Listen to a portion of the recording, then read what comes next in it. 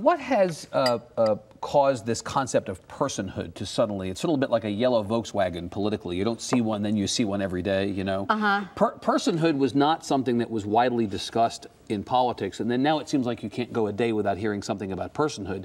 And you have a politician who has been quite pro-personhood, running for the United States Senate in Colorado, who has backed off a little bit from that, but who nonetheless looks like he may get elected, Cory Gardner.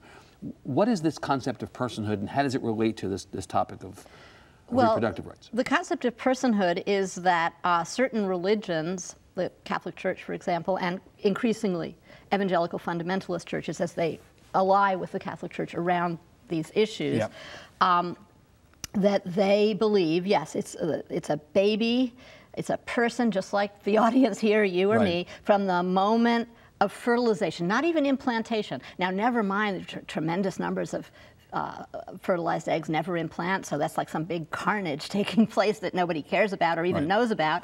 But I think that it's interesting that these personhood amendments, which have been on state ballots for some time now, they always fail. They failed. Yes, and one reason they fail is because when people think about these things, which these ballot initiatives compel people to do in a way that just answering a question on a poll doesn't, they think, oh, right, well, what about my birth control? Well, it's a short walk from personhood to contraception. It is. Isn't it? And what about fertility clinics, fertility medicine? When you have in vitro fertilization, an embryo is created in a petri dish. Correct. And if it doesn't implant, it's discarded. Yeah.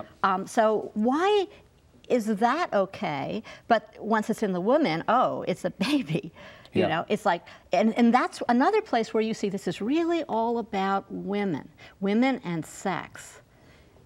So you think that in the end, what this is about is trying to control women? I think it is a response to perceived women getting out of hand, women having too many rights. There's too much sex. Goodness gracious, it's 2014. We're going to talk about that. We're going to talk. I mean, not saying challenging your perception of this, but the idea to me that we have to have a conversation about women having too many rights in 2014 is the epitome of preposterous. Well, they would prefer to. That's why they would prefer to talk about the personhood of the fertilized egg. They know it sounds crazy when you put it that way. Why? But when you say that, people just kind of go bananas. They hear you and they go, this is absurd. But at the same time, why?